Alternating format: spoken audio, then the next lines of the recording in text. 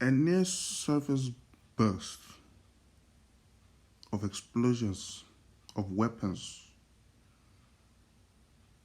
with different energy yields, with different levels and different characteristics of bursts, can be an example of a little situation if it is found that it is a nuclear explosion which occurred with weapons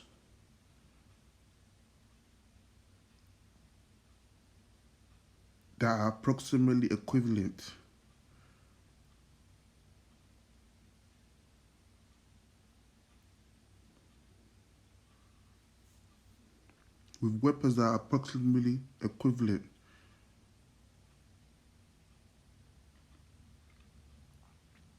to nuclear weapons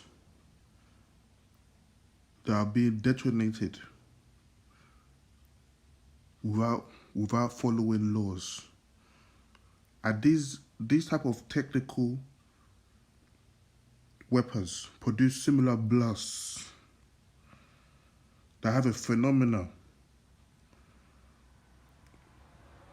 to burst the ground and burst roughly billion of people.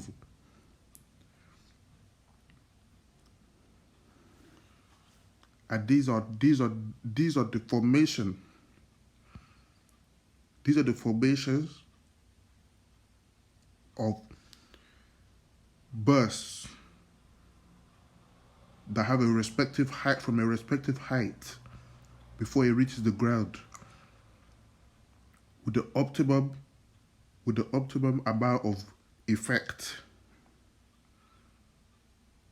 and the explosion yield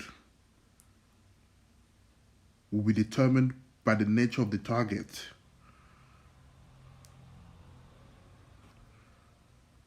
And it is a surface burst that makes the target weaker and destroys and damages,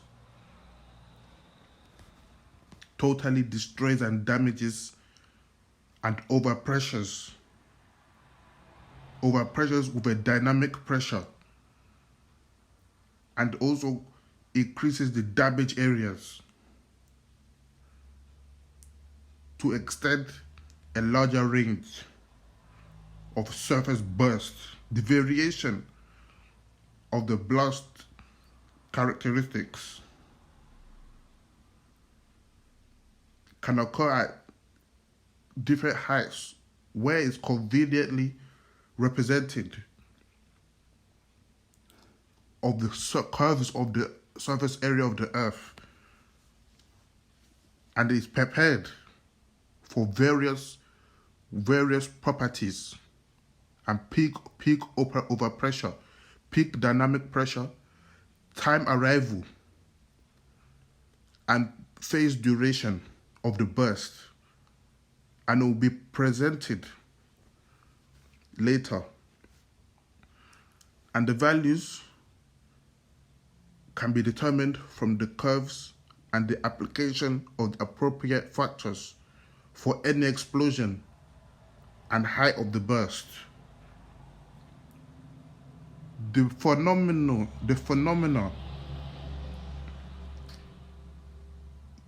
is the somewhat different from the explosion and the incident reflected and the shock waves that merge instantly. And there is no region that won't be affected. And the structures of the surfaces that are on the surfaces will be brought to ground zero. And this is a similar region triple point for any burst and to shockwave characteristics. So we need to look at the overpressure, the dynamic pressure, the shock, the horror,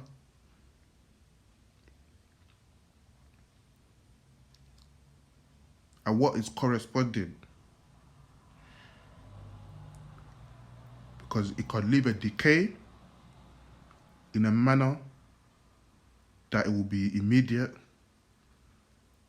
It will be immediately seen as a high-risk incident.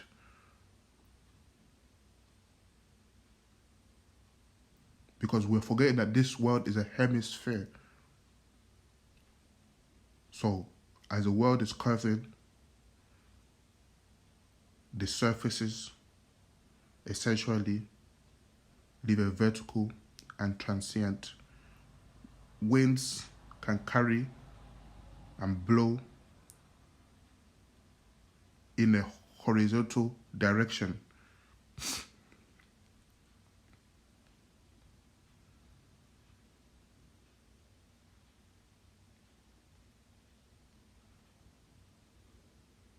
There's strong shocks and peak dynamic pressure and peak overpressure. And these type of blasts can be at 70 rounds per minute, even more, from the sea level. From the smaller part of the sea level, it can be overpressure and the peak dynamic pressure increasing and decreasing.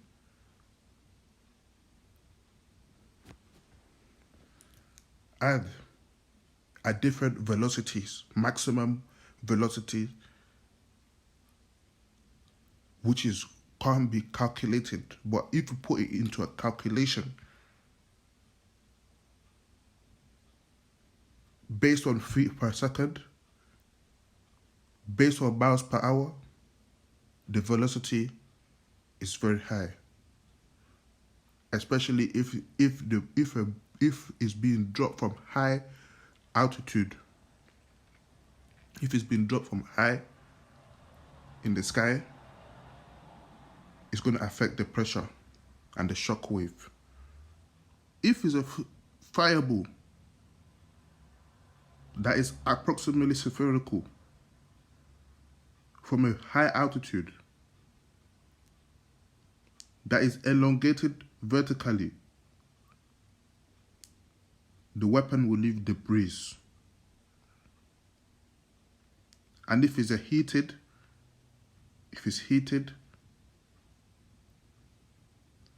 then it's roughly a genocide. But if it's from a greater altitude, depending on the explosion yield and the burst height and the behavior of the burst, the effects might be indescribable. And it could be the last chapter in reality. However, it is essential that regardless of the burst and the region and the thermal radiation, that while we still have a single pulse, we should pray. We should pray to High God of Moses, the only God of this world, Yahuwah. It is also substantial that we make sure that we read the commandments of Moses, the 631 commandments of Moses.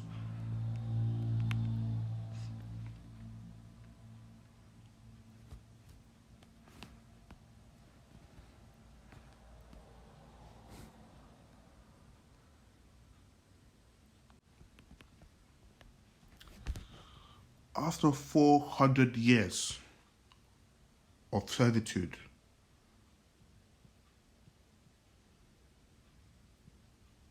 in Egypt, the slavery was thought to be continuing forever. and the escapes all ended in failure. Then at the sea, something new happened. The waters parted, and a doorway opened to freedom.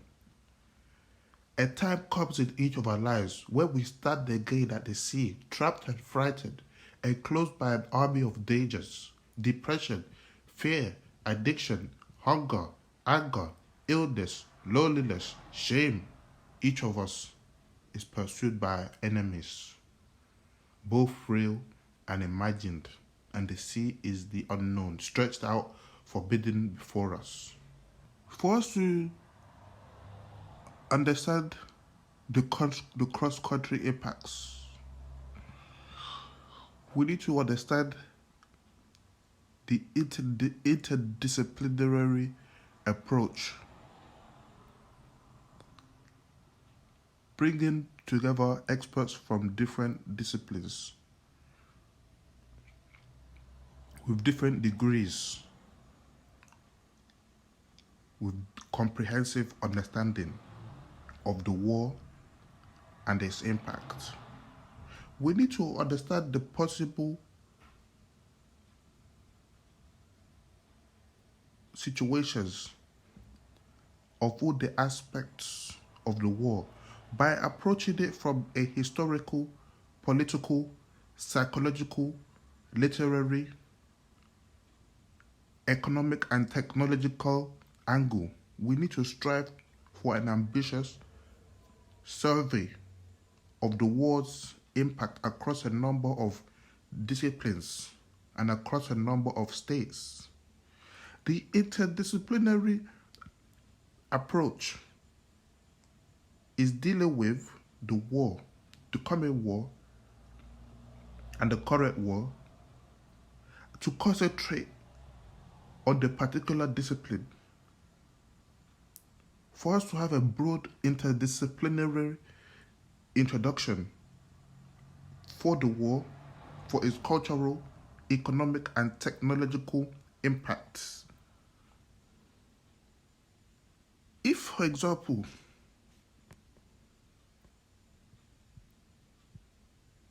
a plane crashed into the sea and 80 passengers were killed or injured, it will be an extraordinary event because that let's say, for example, that plane was hit by an Arab nation, Indian nation, or Chinese nation, for example. It will be a declaration of war and it will become unavoidable. And without warning, there will be a retaliation, an offensive. And the intention will be to weaken the opposition.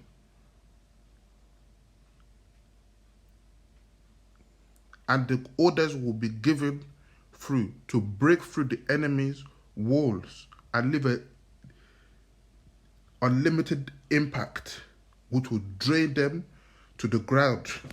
And they will support everybody in the country, in the nation, will be supporting it to open fire on any enemy vessel without justification, because the fighting is justified and they can't withstand the pressure, and they are seriously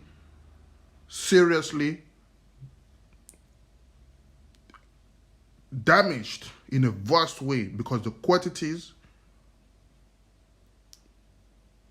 of the British shells that can be fired can be 1.5 million shells per minute. From the sea level, from any position, from any superior British position, at any sea level, from any land level, and the clash will be completed until the enemy break off contact.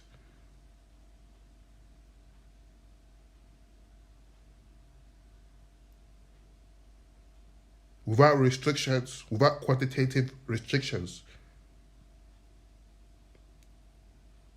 Because the enemy have increased their surveillance on the British Isles.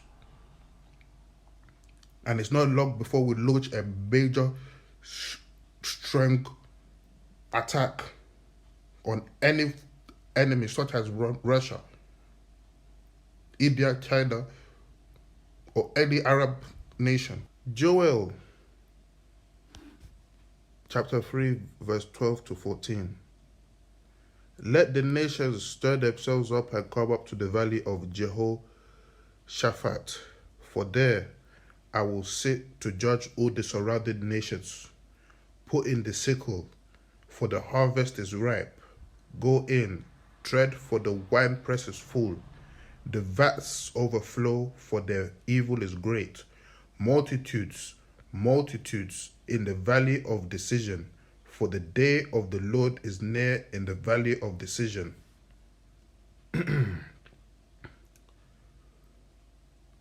Joel verse 3, 2. Joel chapter 3 verse 2. I will gather all the nations and bring them down to the valley of Jehoshaphat, and I will enter into judgment with them there, on behalf of my people and my heritage Israel, because they have scattered them among the nations and have divided up my land.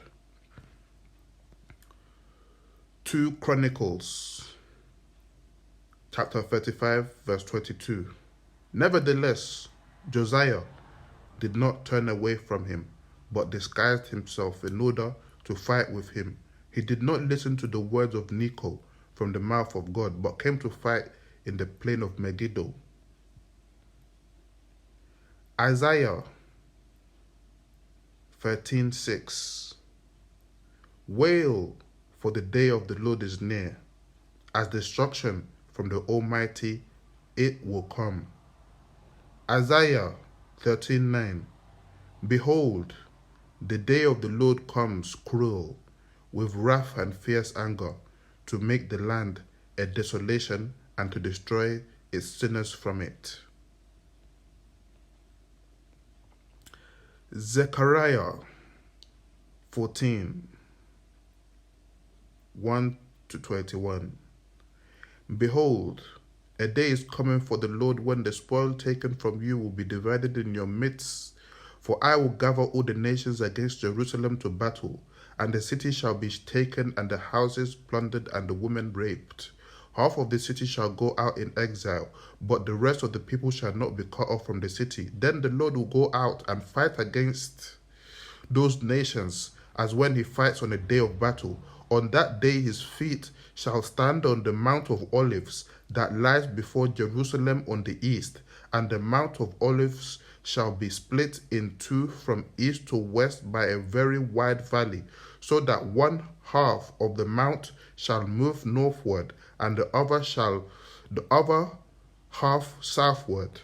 And you shall flee to the valley of my mountains, for the valley of the mountains shall reach to Azal, and you shall flee as you fled from the earthquake in the days of Uzziah, king of Judah. Then the Lord my God will come, and all the holy ones with him.